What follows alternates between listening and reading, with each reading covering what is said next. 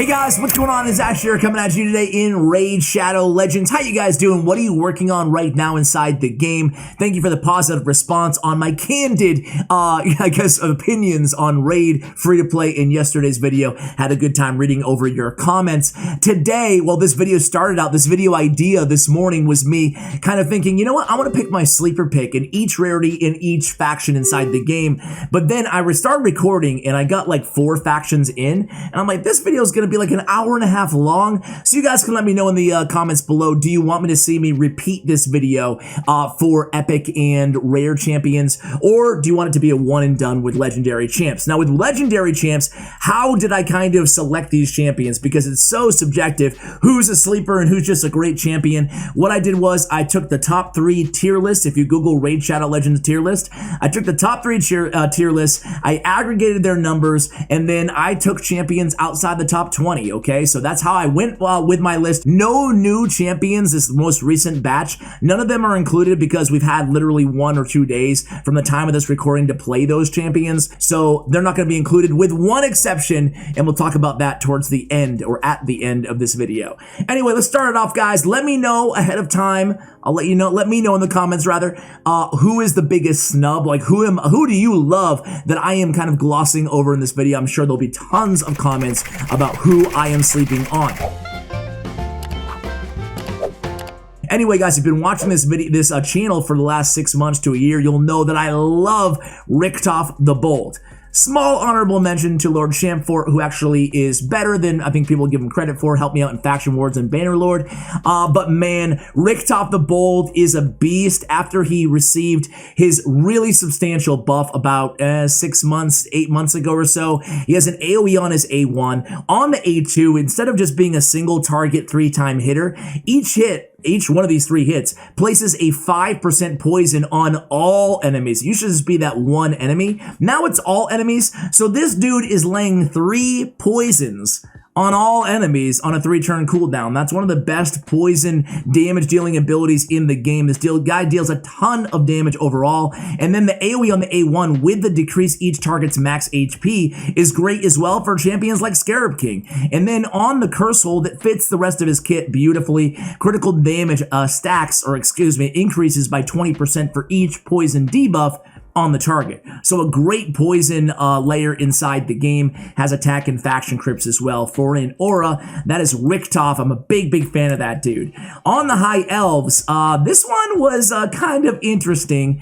Shiramani was right there around 20, but I feel like all of you guys know about Shiramani. She's really good. One of the best freeze champions in the game, but we're going to give it to Royal Huntsman. Royal Huntsman is one of those champions that I kind of made a video complaining about a week or 2 ago. Single target damage dealers that hit incredibly hard. They're very redundant, but this dude is in a league of his own. First of all, very high base attack, insane multipliers on his A3, and he's a fast champion, which is nice to see out of a single target damage dealer at 105 base speed. On his A1, he has an increased attack buff on himself, which is great to have in case you don't have it in other champions on his team. Obviously, increased attack on a champion with 1553 base attack is really worthwhile. And then he has an AoE decreased defense on a 3-turn cooldown if the attack is critical. Not bad, providing it's not against a Magic Affinity champion. And then dead aim.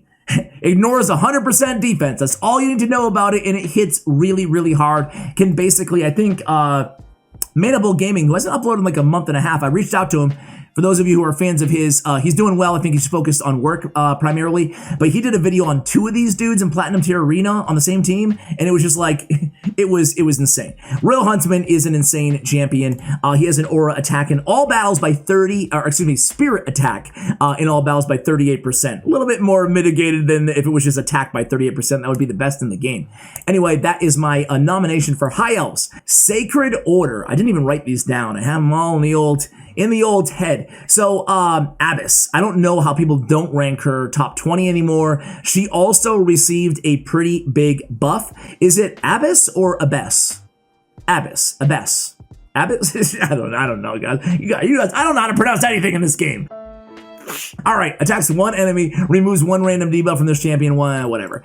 Mass Impalement is a great ability. It hits hard, attacks all enemies, and then places the decreased defense for 2 turns, okay? This one, not provided, not critical dependent. And then this one, Divine Wrath, man. This hits so insanely hard. I've showed her in a few more recent videos how much damage she can do. Very high base attack and a pretty decent defense for an attack-based champion. On a 4-turn cooldown, I mean, I could read it all to you guys, but essentially, it just deals a ton of damage. That's all you need to know about it, right? It is proportional to either this champion's attack or the target's defense or attack, whichever is highest. It's dealing like 150 to 200,000 damage on an AoE inside like Dragon's Lair, provided you build her out with, 200 plus crit damage. Either way, she hits like a truck, and she's one of the best damage dealing champions inside the entire game, in my opinion. Certainly one of the best damage dealers, AoE nukers, who's not based the damage based on enemy max HP, right? So big fan of her. Barbarians. So I'm actually going to give it to, I think she was a fusion or a fragment summon, but Kantra the Cyclone. This chick is the real deal. Now listen, she's a progression champion mostly. I think people who are already well into the end game, probably not using her. I don't use her outside of Barbarian Faction Wars, but that doesn't mean she's not an insane champion. If I had her on my free-to-play, of course, I would be absolutely thrilled. She has a steel buff on the A1. On the A2, just look at this big, long list of debuffs on a 3-turn cooldown. Now, it's only landing 3 of them, and it has a 75% chance. It's a little confusing, her kit, but basically, it's an AoE attack, attacks all enemies 3 times. Each hit has an independent 75% chance when booked of placing one of the following debuffs for 2 turns, again on a 3-turn cooldown. And then she has block buffs, decrease attack, decrease speed, weaken, decrease accuracy, and heal reduction. And all of these debuffs are the strong version of the debuffs, which is really nice. 2-turn block buffs, 2-turn decrease attack. Well, I'm not going to read them all over. You guys get it. She lands a ton of debuffs. Tons of debuffs. And then No Escape is a really good passive. Look at her defense, by the way. I should mention, damage based on defense, easy to keep her alive. That's why I mentioned progression. She's just insane. 1542 base defense on this chick. Solid. No Escape. Decrease each enemy's accuracy by 10 for each debuff they're under. This champion will receive 4% less damage for each debuff on the attacker. Heals this champion by 1,250 HP each time a debuff expires on an enemy, and she's landing so many debuffs. And then has a 75% chance of placing a provoke debuff for 1 turn on enemies under 5 or more debuffs at the start of her turn. Dude, I was shocked. One thing, and she can place debuffs on weak hits too. The one thing about her that I was really surprised on is just how often she's provoking. How often she can, as long as you have another debuffer on your team, like a decreased defense champion, for example, one of the rare debuffs that she doesn't have in her kit, she's just really consistently laying provokes out as well. HP burn, poison, anything that she doesn't carry, it's super easy to stack up a ton of debuffs on the opponents. So Kantra the Cyclone, man, big fan of her. She's a really cool champion. Ogryn, I had a couple options here. I think the word is out on Griptuck Mossbeard, kind of an end game specialist damage dealer, but I don't think most people are probably using him. I could be wrong. Shamrock, I'm not as down as some people are. He's kind of the laughing stock of Raid Shadow Legends in some ways, but he's very fast. He has decreased speed on an AoE, and he also has like some pretty good buffs, right? Increased defense, the strong version on 3-turn cooldown. Nothing wrong with Shamrock, but I actually wanted to give a little bit of love to a guy that a lot of people are really down on, another champion fusion champion or fragment. I'm getting them all confused. Either way, Drokgul the Gaunt is a really tremendous champion. I don't know why he gets a bad rap. I've heard, a few people kind of say that he made a couple lists of the worst legendaries in the game videos that I was watching. And man, this he's really solid. Very fast at 107, a ton of HP. I put him in a shield set, because, again, that's extra shield, extra HP, because it's so easy to scale on this dude. His damage is based off HP as well on the A1. He has a stun on the A1 at a 40% chance. That's pretty solid on the A1. increase attack buff, increase defense buff on all allies for 2 turns on a 3-turn cooldown. Getting the increased defense big version and increase attack big version on a 3-turn cooldown is really, really good, man. Block damage buff for 1 turn on allies with less than 30% HP. What a great ability. For the life of me, I can't understand why people will give this guy grief, man. That's a really, really, really good buff. Increase attack and increase defense with block damage when you need it. And then Runestone Blessing is a great shield ability on a 4-turn cooldown. Plays a shield buff equal to 15% of the champion's max HP on all allies for 3 turns. And then this passive effect is really cool. Heals ally by 15% of this champion's max HP whenever a shield buff placed by this skill expires, removed, or is broken by an enemy attack. Allies whose shields are broken will also counterattack the enemy that breaks it. When a shield is broken, the heal occurs instantly before taking the remaining damage. It's a really, really good ability, man. I think this guy's a real all-star champion and definition of sleeper because he shouldn't be getting any hate in my opinion. Tell me if I'm wrong in the comments. Go ahead and tell me why I'm wrong. Lizardmen. I'm going to give it to, I could have given it to Vergamkar, who I think is better than some people give him credit for, but he's so niche. I'm definitely going to give it to not Razin. I'm going to give it, people know about Razin. I'm going to give it to Fu-Shan, a fast champion with a speed aura, speed in all battles by 24%. And this dude does some serious damage.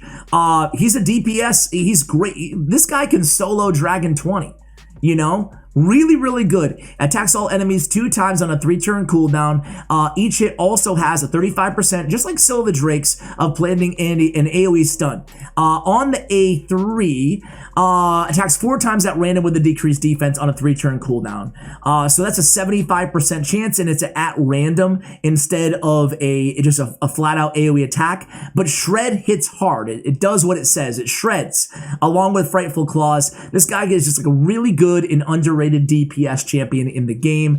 I actually had him on one of my videos, a while ago, maybe a year ago. Champions that I never used. Legendary champions I never used. And a lot of people in the comments gave me grief about Fu-Shan. They were like, dude, Fu-Shan or Fu-Shan? Fu-Shan. They were like, dude, play Fu-Shan, man. And I was like, okay, I will. And I did, and I loved him. You were right. All right, next up, Skinwalkers. Listen, Skinwalkers, the least likely candidate. Could have went with Norog. He's really good. Best defensive dungeon aura in the game at 40%.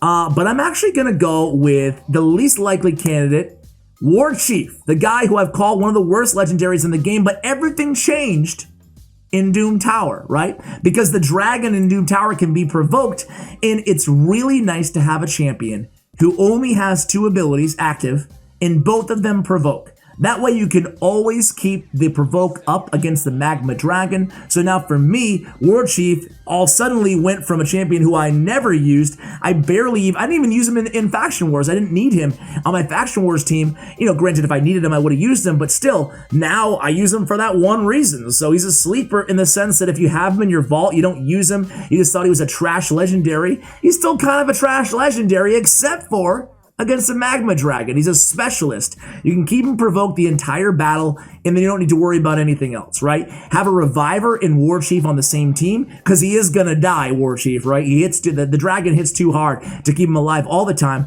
but the good news is you revive him, and boom, he goes right back into provoking, because that's all he can do, is provoke. So that's why Warchief makes the list here. Going on to Orcs. A guy that I don't have here, Robar, is going to be my candidate. Now, this dude's very slow. That's the big downside.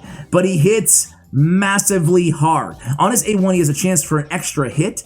Grants an extra turn if this debuff is successfully placed. So a 50% chance to place a stun. And then if he does land that stun, he gets an extra turn, not bad.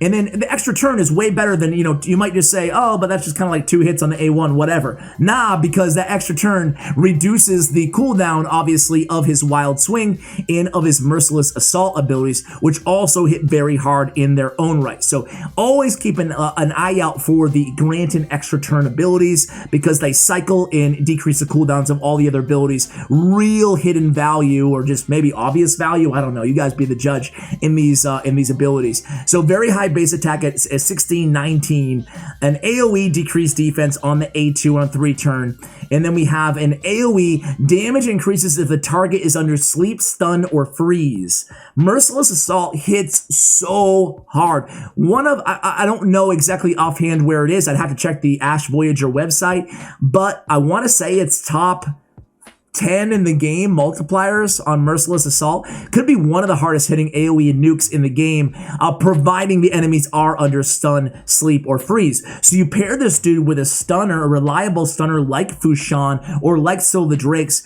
and you're looking really, really good. Robar also has accuracy and faction crypts as his aura. Again, the real downside is the speed. What a slow champion. Uncommon like speed, not legendary. So that would be my orc choice. Demonspawn was my most difficult category to choose. They are either really good, or they're brand new, or they suck, you know? By the way, just quick side note, feel free to fast forward 30 seconds if you don't care. What is it? Is it Undead? No, it is Demonspawn, my bad. No, it's not. No, it's not. What are the new, oh my God. I'm ruining my video. I'm ruining my own video. Okay, Sacred Order. How cool is Cardiel? How cool is Cardiel's animation? I think that I was thinking Demonspawn because he has the wings, but I was just kind of looking through the new champions, and man, there's a few in Demonspawn. I'll show you them real quickly as well. Like really cool aesthetics on these champions. I gotta say, they knocked it out of the park with these new champs. This one as well, like super cool looking champion here.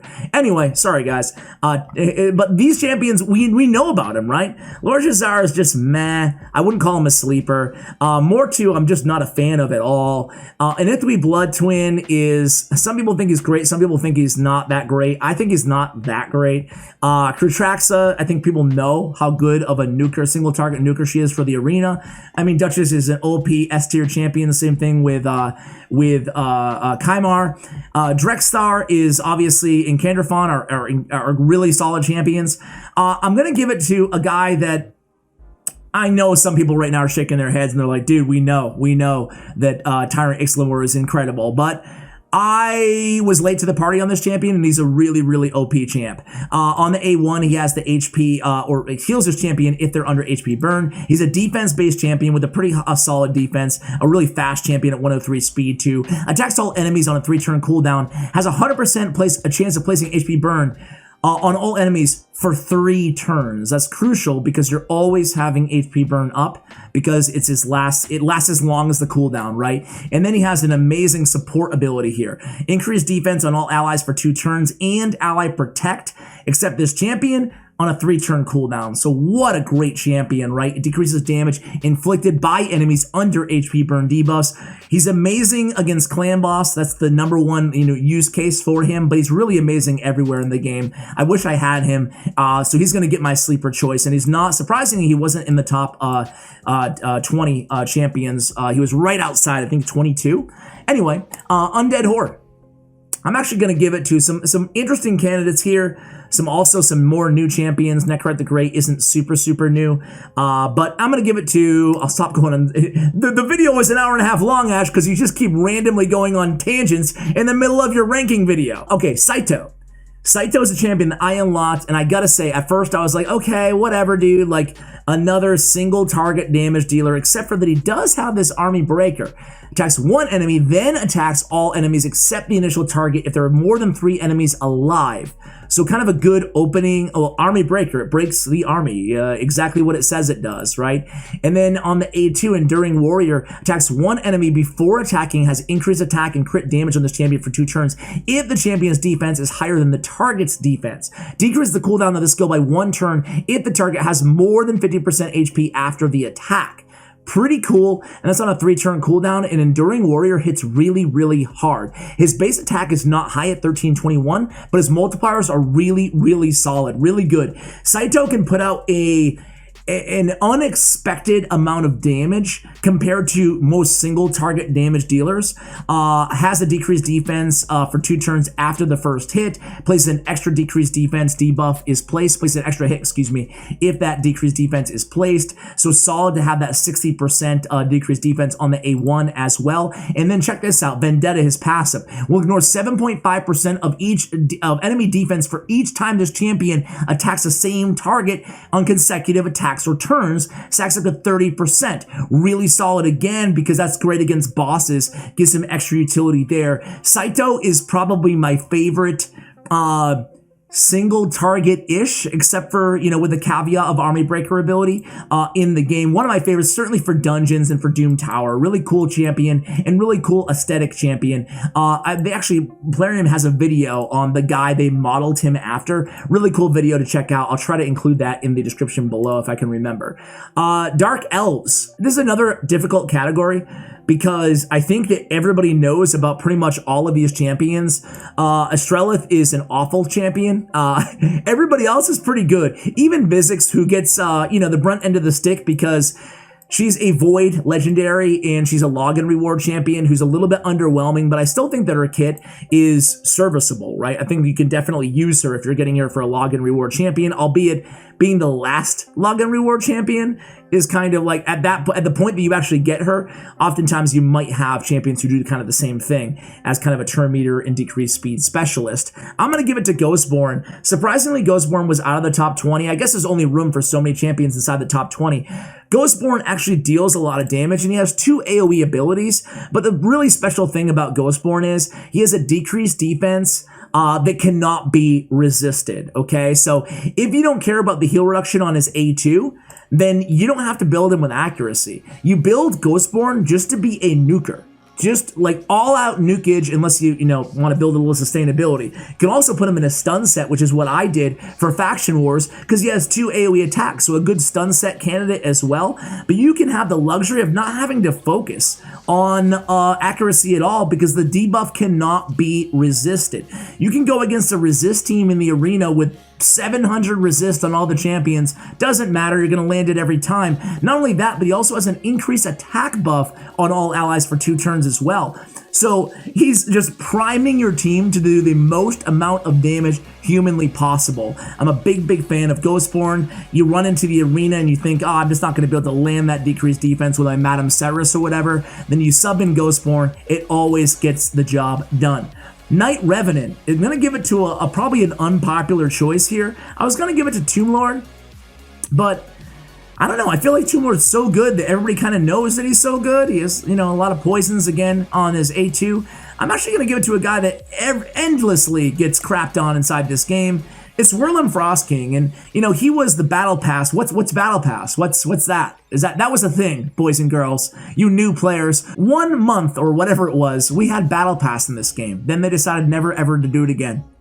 Anyway, Wurlim Frost King, another Void legendary. So he got a lot of heat for being a Void legendary again. When they release Void legendaries who aren't super powerful, especially for free, it dilutes the champion pool. So you're already getting this dude for free. It'd be nice if they didn't put him in shards almost, right? Or I don't know what the solution is. Maybe that's a crappy solution. But at the end of the day, that was the knock on this guy. But his kit is serviceable. It's pretty solid, actually. He has a freeze on the A1. Check out this A1. It comes in handy. 40% chance of placing a freeze debuff, and then a perfect veil on the ally with the lowest HP if the freeze debuff is placed. All of his damage is based on defense as well. It's really nice. Surprisingly, 40% chance on that freeze has come in handy for me so many times in Faction Wars on Knight Revenant. He was a huge part of my Faction Wars. Him and Miscreated Monster really carried my team in terms of support. He has an AoE attack that has decent multipliers for a defense-based nuke, and then he has the decreased crit damage on enemies and an increased crit damage on allies for 2 turns. Really nice to have that increased crit damage on a 3-turn cooldown. Obviously, you're probably going to be running champions like Skullcrown as well if you have her, and nice to have that increased crit damage on them. And then he has Icegrave Armor. On a 4-turn cooldown, you get strengthen and increased defense defense on all allies for 2 turns. A great support ability. So overall, his base stats aren't bad either. Overall, I think he's a really solid champion. I think he just got knocked because he was a free Battle Pass champion. Not free, but if you purchased the pass and unlocked him that way. Now I'm going to end the video with cheating. And you guys can, I mean, who am I going to pick here?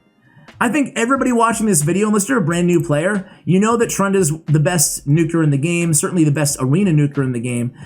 You know that Mountain King is the highest HP in the game and, you know, one of the best arena kind of specialist single target hitters in the game. The Mountain King strategy is really build him with a ton of HP because his damage scales off of its HP, and then you put him in a shield set for the arena. That way your team can go second. He has a ton of HP, and you have that really strong 30k plus shield on all your allies to withstand those opening blows of nuke teams. But then after that, Molly Tankard, really good for faction. We're just a really good champion overall. She has a revive, excuse me. She also has a provoke.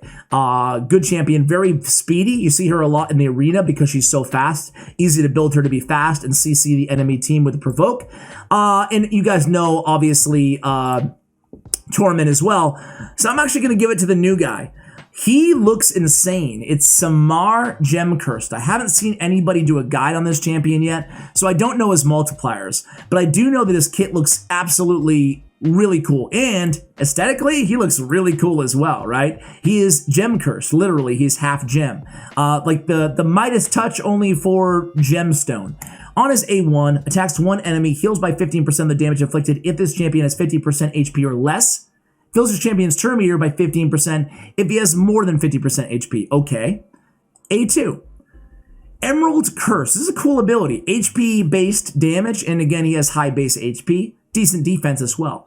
Inflicts bonus damage equal to the difference in HP levels between this champion and the target.